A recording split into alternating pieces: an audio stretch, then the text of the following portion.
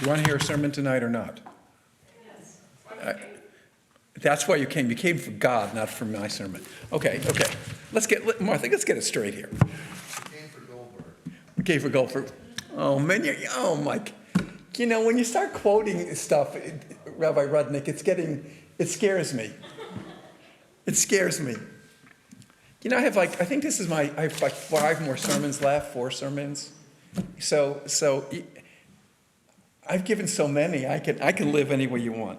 But this is important to me, and they're all important to me. So, and look, I just want to say something. As you know, speaking from the pulpit is important to me. It's really important to me. Different rabbis have different priorities. It's important to me. I think getting up here and just sharing something that people can think about and that somehow reflects Jewish tradition, that's important to me. And I know it's not important to me for my ego. It's important to me because I think that's what I should be doing. I know different rabbis have different views of this.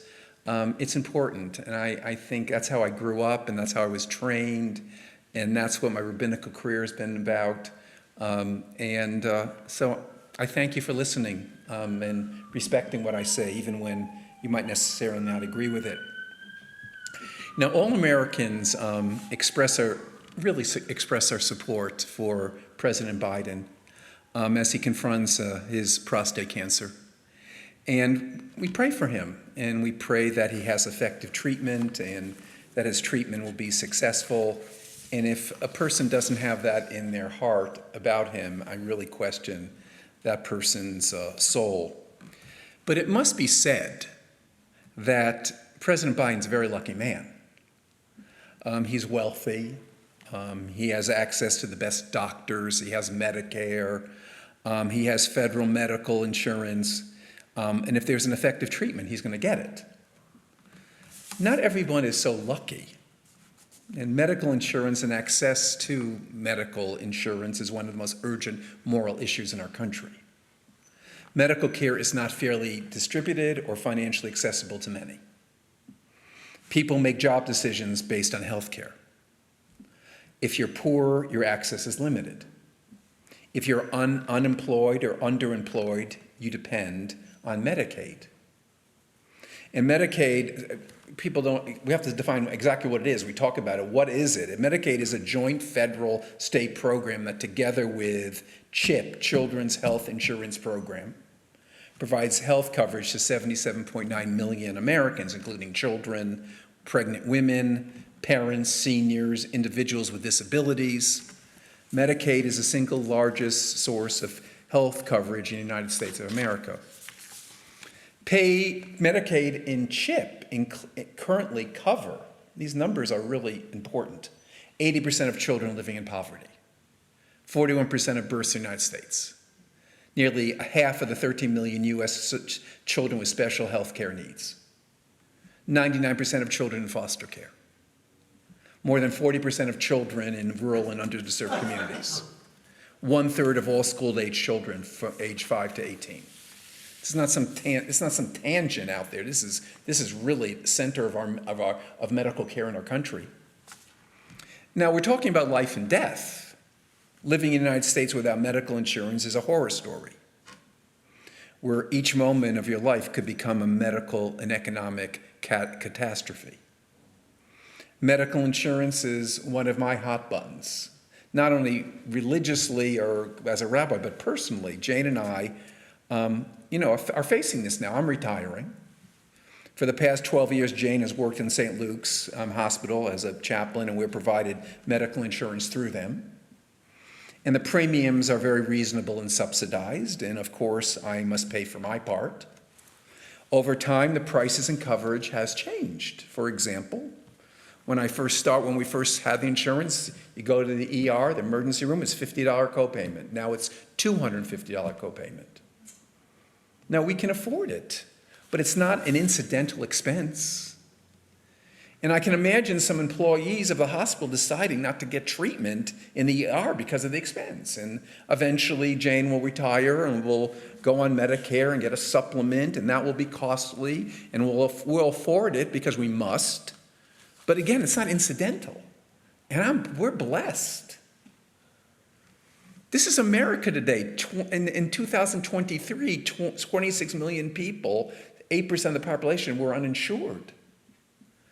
Illness can destroy the economic security of a family from which they will never recover.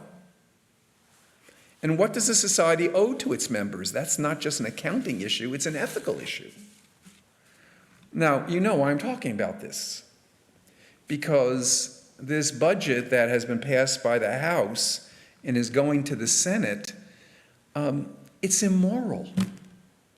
It's immoral. I don't say that as a Democrat or Republican or liberal or conservative or whatever. I'm really not that political. It's really values-based. The budget's immoral. This massive legislative package would increase deficit by $2.5 trillion over 10 years by cutting taxes and increasing spending on immigration enforcement. And so how will it be paid for? Partly offset by hundreds of billions of dollars in cuts to Medicaid, estimating that $625 billion in savings would be achieved by effectively removing at least 7.6 million Americans from the program. And there's more. The increases in the national debt of $2.5 trillion over the next 10 years will trigger as much as $500 billion in Medicare costs beginning in 2026. And a level of hypocrisy is crushing. I mean, I'm trying to think of the right word. It's crushing. Millions of Americans worry because they don't have health insurance coverage at all, but not members of the Congress, their staffs, and other federal employees. They enjoy special health care privileges that are denied the rest of Americans. Members of Congress and other federal job holders can choose among dozens of alternative health plans each year, irrespective of their family's health conditions. And after 5 years, 70% of their insurance is subsidized. The religious deceit is nauseating. I started thinking about this, and I was going crazy. So many of the supporters of the maltreating of the poor pray together on the floor of the House at the beginning and end of the sessions. And many speak about how Christians are persecuting the United States. I know who persecutes Christians in the United States. Christian extremists persecute Christianity by ignoring it. 88%. Speaker Michael Johnson is a Christian believer. I don't question his faith. He believes in spiritual originalism, the view that the Bible is the truth and sole legitimate source of public policy. That's what he believes. Let me teach the speaker and his friends some Christianity. I know a little bit about it. If you noticed, I have a New Testament on my desk in my office. It's a Jewish guide to it, but I have it. And I read it. Jews should read it. It's important. Jesus was perhaps one of the world's first healthcare activists. Jesus and his followers healed free of charge wherever they encountered the sick, often at great peril to themselves. Healing is a fundamental act of Jesus' ministry. His first miracles in the Gospel of Mark are casting a demon from a man and healing a woman with a fever. In the whole of the Gospels, there are 41 distinct stories of physical and mental healing. Jesus heals the blind, cures the withering hand, and stops the bleeding. He called his followers to do the same. Jesus instructed his disciples to go into the towns, and from the book of Luke, chapter 10, verse 9, cure the sick who are there. Religion, status, or payment is not a consideration. Instead, mercy and healing is extended to everyone. Why can't America be a Christian country? How can these legislators call themselves Christians? They're heretics. They deny the divinity of Jesus by renouncing his mission. You know, when I retire, maybe I can get a job. There must be a church around here that will allow me to actually teach what the New Testament is actually saying. That was a joke. And Rabbi Rudnick, I talked to you and I wanted some response. And you looked at me. Let these people just call themselves what they are: selfish, callous, irreligious, hypocrites, opportunists. Okay. Now, I'm not going to get up and say that the Torah tells us to support Medicaid. That's the overuse of religious texts. But Judaism believes fundamentally that providing resources for healing are essential to any community wanting to root itself in religious values. And what Judaism teaches is supported by serious secular Christian and Islamic ethicists. There's a very famous modern Jewish ethicist, his name was Rabbi Eliezer Waldenberg, who summarized much of Jewish approach in his statements. Two statements are important out of his. He was a biomedical Jewish expert. Two statements are really important. He said the Torah gives permission to the doctor to heal, and it is even a commandment. And even more so, it is the commandment of saving a life. One who prevents oneself from doing so is considered to have shed blood. In other words, if you have the ability to heal and you don't, you're a murderer. Let's call the budget what it is.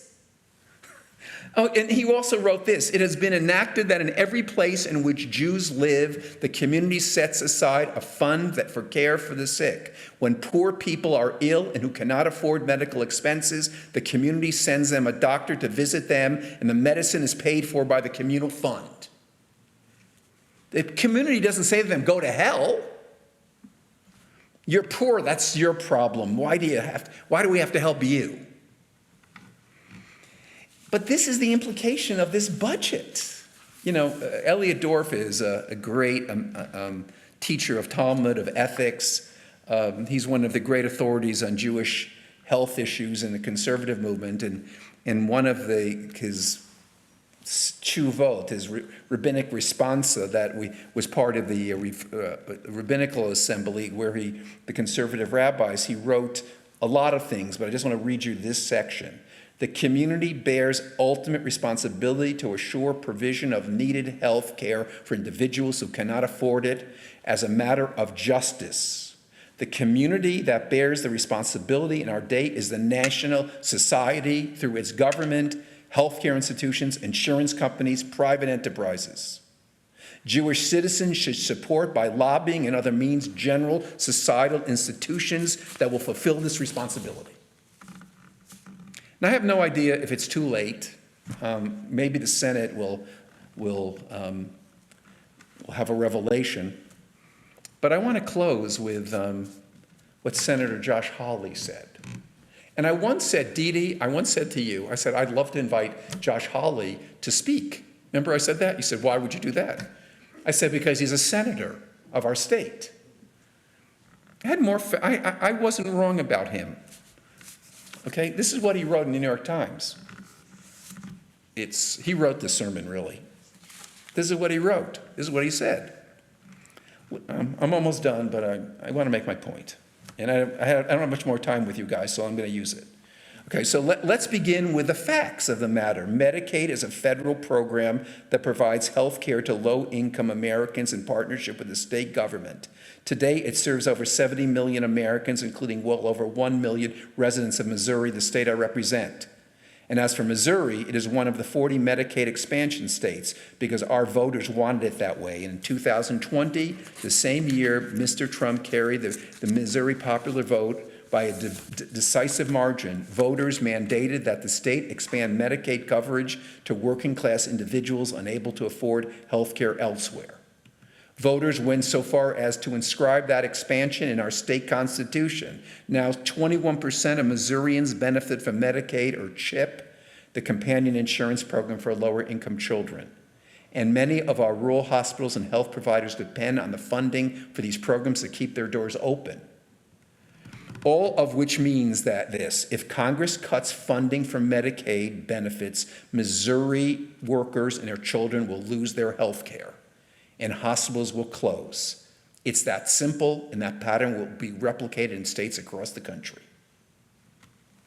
I'm not going to read you the rest of it. You can look this up, but he makes the point. Congress should be doing everything possible to aid these working families to make their health care better and more affordable. We should cap prescription drug costs as recently proposed. We should give all families in America with children a hefty tax cut. That's his philosophy. What we should not do is eliminate their health care.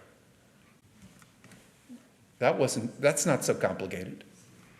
I pray for an America where no citizen has to worry that they can't afford to get medical care than they need and deserve.